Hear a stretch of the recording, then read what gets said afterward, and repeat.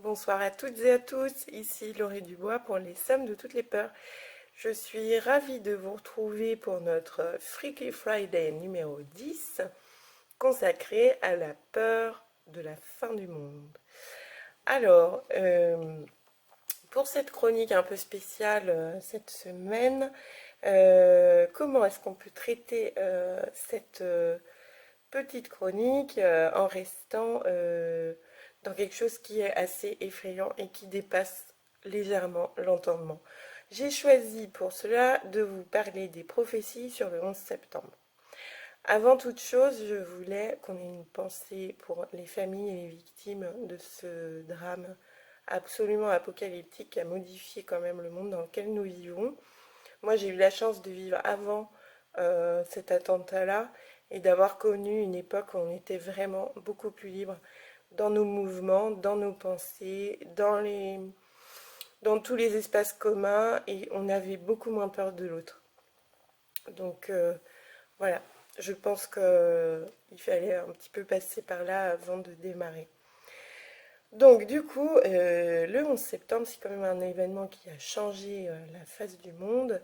Et je vous ai parlé en intro d'un décryptage personnel de la Century 10 du 432 de Nostradamus, où je me disais, en fait, cette centurie, on pourrait l'interpréter comme étant cet événement traumatique mondial suivant. Donc ça, je vous laisse voir un petit peu plus haut dans Lapin compris numéro 10, où je vous présente Michel de Notre-Dame, dit Nostradamus. Donc là, les théories, moi, qui m'ont le plus marqué, c'est celles qui sont, parce qu'elles sont un peu, comment dirais-je, loin du drame, mais en même temps proches, c'est celles qui sont relayées dans le film Retour vers le futur. Donc là, sur la toile, il y a beaucoup de reportages qui ont été faits, de vidéos, de montages, de décryptage, pour expliquer en quoi le cinéaste de Retour vers le futur avait prédit, de manière consciente ou inconsciente, l'attentat du World Trade Center. Pourquoi? Premièrement, il y a une scène où alors les deux protagonistes principaux sont Marty, un jeune homme décontracté qui est l'ami de Doc, un savant fou, qui veut absolument voyager dans le temps. Mais comme on ne peut pas à la fois piloter la machine et être dedans, voilà, il lui faut un acolyte. Son acolyte sera donc Marty. Donc Marty essaie de prévenir Doc à un moment donné dans la saga qu'il va se retrouver au milieu d'une attaque terroriste parce que Marty a voyagé dans le temps, donc il a vu l'avenir. Et à ce moment-là, où Marty prévient le Doc de cette attaque qu'il a vue dans le futur, l'horloge de la ville indique 10h moins 5. On a donc la petite aiguille sur le 9 et la grande aiguille sur le 11. Et encore, c'est plus subtil que ça, parce que 10h moins 5, on est vraiment tout proche de passer à 10h. Et en fin de compte, pas du tout, on n'y est pas encore à 10h. Donc, premier indice, on a donc 9 et 11, ça correspond à la date. Deuxième indice, le lieu où aurait lieu l'attaque s'appelle Twin Pines Mall, c'est-à-dire le mail des deux pins. Des pins jumeaux. Twin, c'est quand même les jumeaux. Donc, ça reste assez proche de Twin Towers, quand même. On sait que de plus, souvent, dans l'architecture anglo-saxonne des villes construites à la même époque, la tower de la ville, en général, c'est l'endroit qui donne l'heure, le timing, en fait. À propos du timing, justement, troisième indice, toutes les horloges analogiques qui apparaissent dans la scène indiquent 6h11, soit en miroir, 9 et 11. Les chronomètres synchronisés des deux héros indiquent aussi 7 heures. Donc en fait, de manière suggérée, en quelques séquences de cinéma, on fait apparaître ce chiffre-là. Autre indice, l'origine ethnique des terroristes. Effectivement, le terrorisme n'est pas l'apanage des intégristes islamiques, qui d'ailleurs ont plusieurs origines ethniques, hein, il est bon de le mentionner, mais bon, on sait que principalement, en ce qui concerne le 11 septembre, c'était des gens affiliés à Al-Qaïda. Donc en fait, là, l'origine ethnique de ces terroristes correspond au pays où est installée l'organisation d'Osama Ben Laden. Autre indice, le film prévoit qu'avant l'attaque, il y a un édifice dont le nom commence par Twin Pines, là en l'occurrence, les deux pins, alors qu'après l'attaque, quand Marty revient sur le parking, il n'y a plus qu'un seul monument. Donc on est passé de Twin Pines, puis après l'attaque à Lone Pines. À Manhattan, il y avait les Twin Towers. Après l'attaque, il reste le One World Trade Building. Voilà ce qui peut sembler être un indice un peu flippant, c'est vrai, vu comme ça.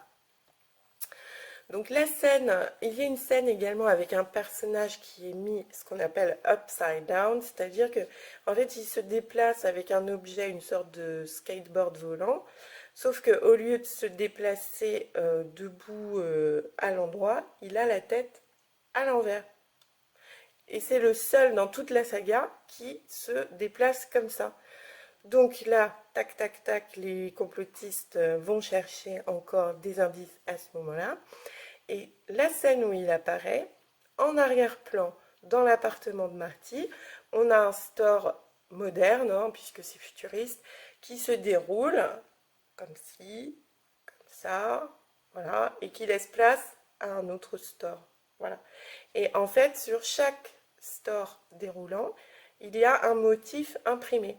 Donc ça peut être le soleil qui se lève, et vous l'aurez deviné, en plein dans le mille, le motif suivant, les Twin Towers. Jusque-là, me direz-vous, bah, rien d'exceptionnel, il habite Manhattan, donc quoi de plus logique que d'avoir Manhattan dans un élément de décor, histoire d'être en harmonie avec l'environnement où il vit. Sauf que quand la mère de Marty rentre dans son appart, elle joue avec la télécommande et il le gag de la scène, c'est qu'en fait elle n'arrive pas à gérer correctement la télécommande. Donc les Twin Towers font ça, ça, et comme on a le personnage dont je vous ai parlé là juste à l'instant, qui est en upside down, lui au lieu de voir les Twin Towers qui descendent, qui montent, si tu regardes du point de vue de ce personnage, tu vois les Twin Towers qui s'effondrent. Ce serait encore un indice qu'il y aurait une sorte de force prophétique dans le cinéma de l'auteur de Retour vers le futur. Donc ensuite, quand Marty arrive à décoller vers le futur, à la fin de la saga, le bar situé sur la route qu'il emprunte a une enseigne dont la forme du logo est un œuf. Quand il part avec les deux pneus de sa voiture, il va faire deux traces enflammées, ça fera deux traits de 11, ça fera 9, 11. Là encore.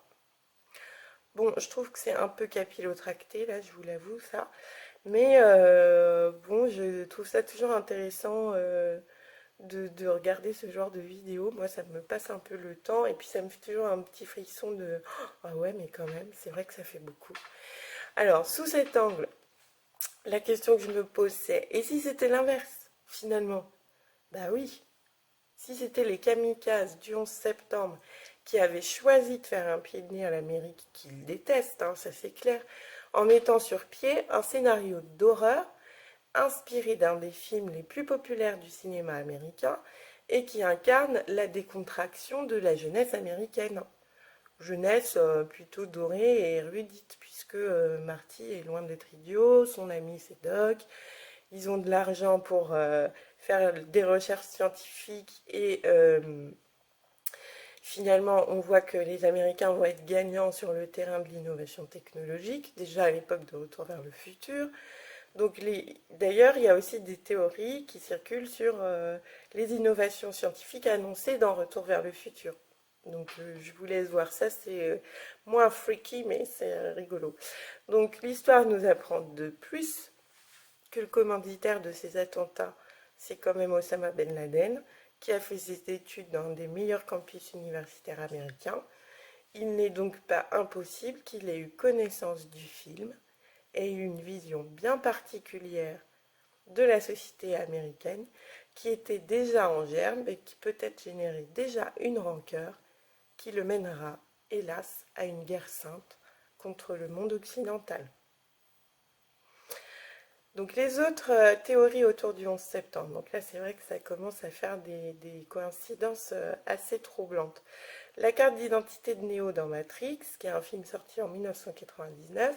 Neo, je vous le rappelle, qui est l'élu de la saga de science-fiction Matrix, dans un monde où les hommes seraient tellement dépendants des machines qu'ils en seraient finalement devenus les piles énergétiques dans un monde fictionnel où on ne se rendrait même plus compte de ce qui est réel ou fictionnel, enfin, tellement le vrai monde serait désolé, pour faire simple. Donc Neo, le héros de cette saga, a une carte d'identité qu'il présente, sa carte d'identité Neo Anderson, et sa carte expire le 11 septembre 2001.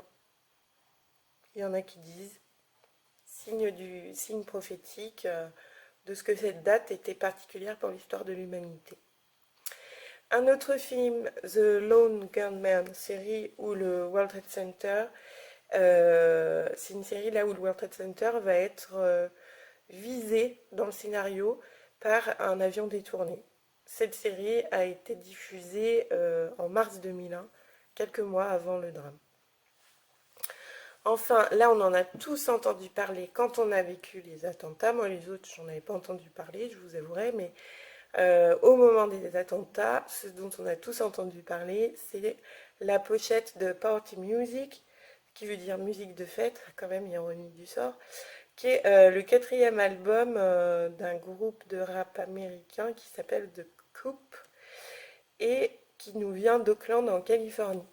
Et en fait, la pochette avait été conçue plusieurs semaines avant l'attentat. Et donc il y a un article du Monde qui reprend cette question, puisque le Monde a carrément pris contact à l'époque avec le leader du groupe. Et l'article, je vous le cite dans les références, s'appelle L'explosion des Twin Towers, le rappeur Boots Riley et sa pochette prémonitoire. Donc effectivement, sur la pochette, on voit un couple qui tient une télécommande avec un détonateur derrière les deux tours du World Trade Center qui explosent. Donc voilà pour notre chronique Freaky Friday autour des prémonitions ou prophéties ou signes qui auraient pu nous annoncer ce dramatique événement. J'ai trouvé que c'était assez freaky moi en lisant tout ça, donc je vous laisse à vos commentaires que je souhaite toujours respectueux et bienveillants. C'était Laurie Dubois pour les sommes de toutes les peurs. À bientôt.